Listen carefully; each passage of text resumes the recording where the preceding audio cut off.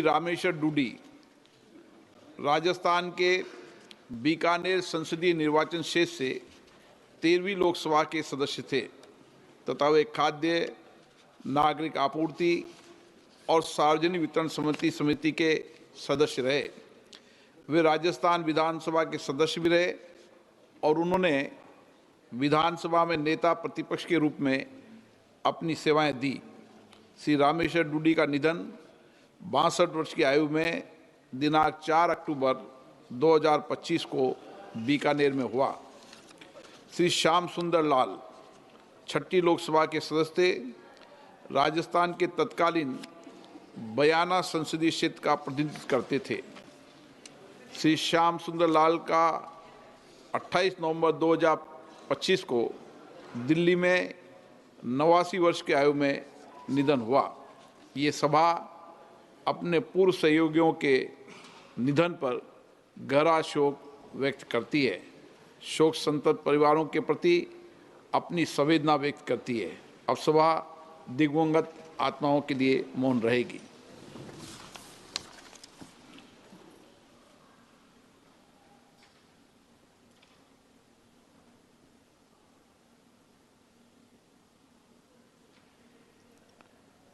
ओम शांति। प्रश्नकाल question number 41, question number 41 Shri Navcharan Majhi. प्रश्न संख्या बोलो। 41 माननीय मंत्री जी। On the table of the house sir. माननीय सदस्य। मेरा ये प्रश्न था, क्या उपभोक्ता मामले, खाद्य एवं सार्वजनिक वितरण मंत्रालय ओडिशा जैसे आदिवासी बहुल एवं पहाड़ी क्षेत्रों के लिए विशेष प्रावधान अथवा संशोधित मानदंड तय करने पर विचार कर रहा है, ताकि ऐसे दूर दराज क्षेत्रों के गांव में अतिरिक्त सार्वजनिक वितरण प्रणाली पीडीएस उपकेंद्र तथा गोदाम स्थापित किए जा सके, जिससे लाभार्थियों को राशन प्राप्त करने हेतु लंबी दूरी तय न करने पड़े। यदि हाँ, तो मयूरभंज जैसे जिलों में इस नीति या किसी पायलट परियोजना को लागू करने की संभावित समय सीमा क्या है? मंत्री जी। सर, मैं यही कहना चाहता हूँ, सारे देश में जहाँ भी ज़रूरत है, जहाँ एफसीआई इधर गोडाउन पीपीटी माध्यम के द्वारा करते हैं, नहीं तो एफसीआई गोडाउन है, एफसीआई गोडाउन उपयोग करते हैं, स्टेट गवर्नमेंट का गोडाउन उपयोग करते हैं। वो दूर दराज का इलाका हो और कहीं भी हो, पहाड़ी इलाका हो, सभी क्षेत्रों में हमारा नेटवर्किंग आज के दिन में परफेक्ट है। जहाँ भी अगर ज़रूरत है तो एफसीआई समय समय पर गोडाउन भी हायर करेगा और जो फेयर प्राइस शॉप अपॉइंटमेंट करना है, फेयर प्राइस शॉप को करना है, वो तो प्रदेश सरकार का काम है। हम तो पूरा टेक्नोलॉजी उपयोग करके हर एक व्यक्ति को प्रधानमंत्री गरीब कल्याण अन्न योजना में हर महीने 5 केजी रेशन इधर राइस और गेहूँ हम हर महीने परफेक्टली देने का काम मोदी जी के कालखंड में शुरू हो गया है और आगे भी बढ़ रहा है। माननीय सदस्य सप्लीमेंट्री।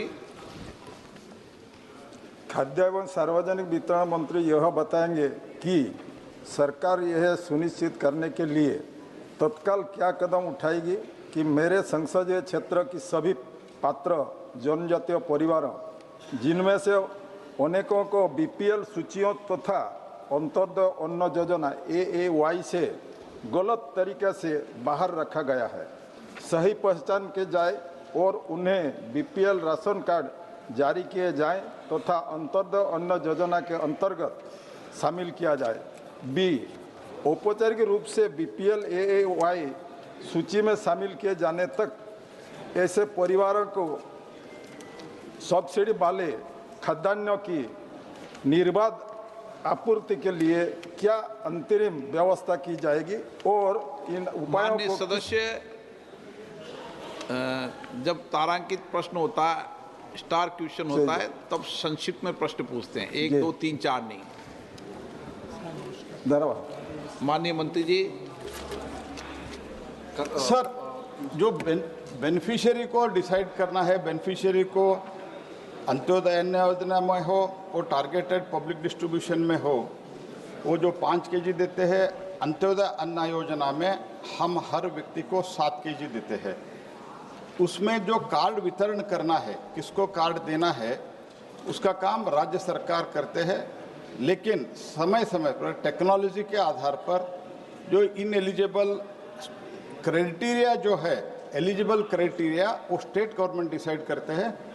अगर उसमें कुछ गलत दिखते हैं तो हम इधर टेक्नोलॉजी के द्वारा सर्वे करके स्टेट गवर्नमेंट को बताते हैं।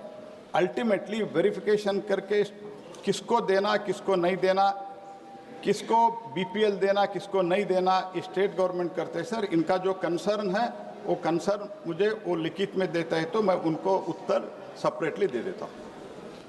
माननीय सदस्यगण, मैं माननीय सदस्यों से भी, माननीय मंत्रीगणों से भी आग्रह करता हूं, अगर हम माननीय सदस्य भी संक्षिप्त में प्रश्न पूछे, माननीय मंत्री महोदय भी संक्षिप्त में उत्तर दें, तो हम जो 20 क्वेश्चन लॉटरी में खुलते हैं, बहुत मुश्किल से खुलते हैं, तो सभी माननीय सदस्यों को प्रश्नकाल में अवसर मिल जाएगा।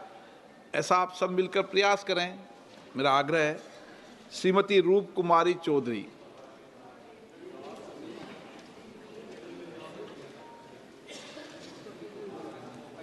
श्रीमती रूप कुमारी चौधरी। श्री नरेश मस्के।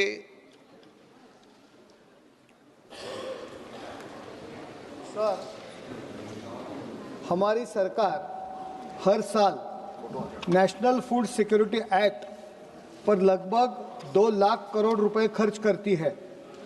2015 में शांता कुमार कमेटी ने पीडीएस कवरेज को 40% तक कम करने की सिफारिश की थी ताकि सब्सिडी को बेटर टारगेट किया जा सके। क्या सरकार पीडीएस कवरेज को रैशनलाइज करने और सब्सिडी को बेटर टारगेट करने के लिए शांता कुमार कमेटी जैसी सिफारिशों पर कोई ठोस कदम उठा रही है? और क्या अनाज देने वाले इस मॉडल की जगह एक well targeted direct benefit transfer DBT system को लाने पर गंभीरता से विचार हो रहा है क्या? बैठिए। नेशनल फूड सिक्योरिटी एक्ट के अनुसार 75% रूरल पॉपुलेशन, 50% अर्बन पॉपुलेशन, इन लोगों को हम फ्री में राशन बांटने का निर्णय माननीय प्रधानमंत्री जी के नेतृत्व में प्रधानमंत्री गरीब कल्याण अन्न योजना में हमने शुरू किया है, वो जारी है। ऐसे कोई प्रस्ताव नहीं है। हमारा स्टेट से निवेदन यही है, to improve the accuracy of beneficiary of the identification, DFPD has cross matched Pradhan Mantri Garib कल्याण अन्न योजना data with Aadhaar.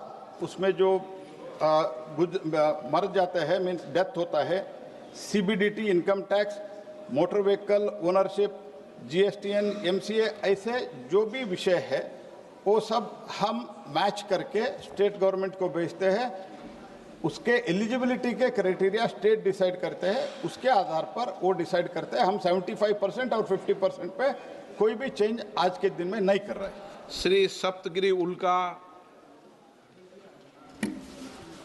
Speaker sir, आपके माध्यम से मैं माननीय मंत्री जी पूछना चाहता हूँ सर, पीडीएस में अभी भी लीकेजेस है।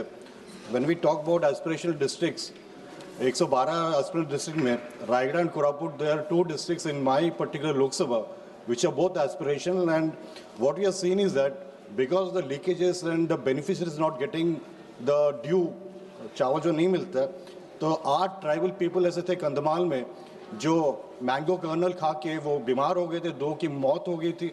और इसमें लीकेजेस ज़रूर है। आपके जो KYC करते हो आप मैंडेटरी कर दियो, और मोबाइल कनेक्टिविटी भी हम लोग के एरिया में बहुत चैलेंजिंग है कोरापुट कंधमाल में। तो क्या सरकार एक यूनिवर्सल बेसिक इनकम जैसे एक मिनिमम अमाउंट हर एक व्यक्ति को देने का प्लान भी कर रहे हैं इन एडिशन टू पीडीएस? क्या आप जवाब देंगे?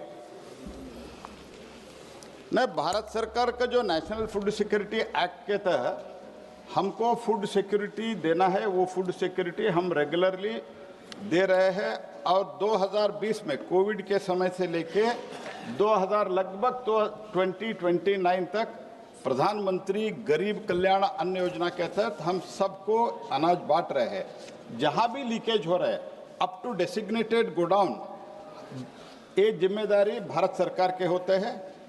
उसके बाद में जो फेयर प्राइस शॉप को चले जाता है, ultimately it goes to the beneficiary. वो बेनिफिशियरी तक पहुंचाने का काम स्टेट गवर्नमेंट का है। जहां भी कंप्लेंट आता है हम तुरंत स्टेट गवर्नमेंट को लिखते हैं कार्रवाई करने के लिए। और ऑल 20.58 करोड़